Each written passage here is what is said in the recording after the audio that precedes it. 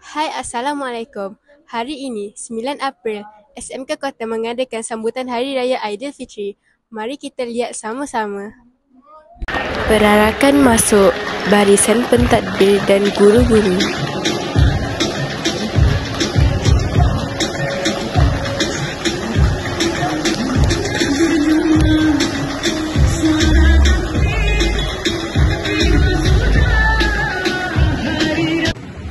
Bacaan doa dialunkan oleh Al-Fadhil Ustaz Muhammad Zaid. Lembutnya kami untuk rasa, tapi memang kasih yang tak pernah terpadam. Wahai Tuhan, kini langkahnya akan beralih arah, meninggalkan hiruk pikuk pentadbiran, menukar suara arahan kepada bisikan doa. Persembahan-persembahan sempena Hari Raya Aidilfitri.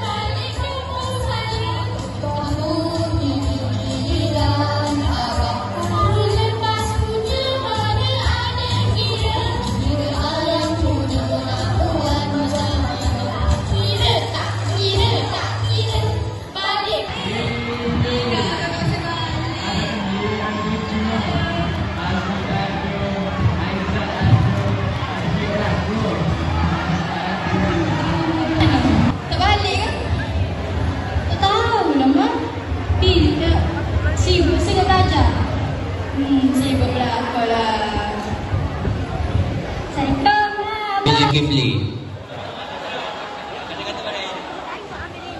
Semangat semua.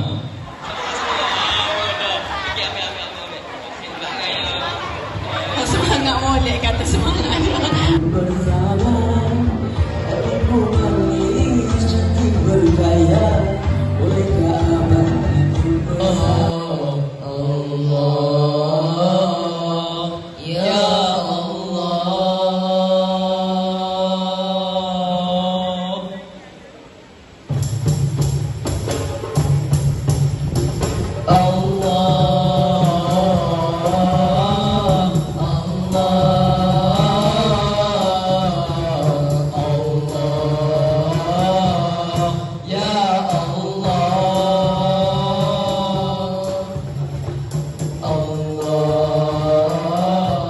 Pada jam 9.30 pagi, murid-murid mula bergerak ke stesen masing-masing untuk menikmati juadah raya.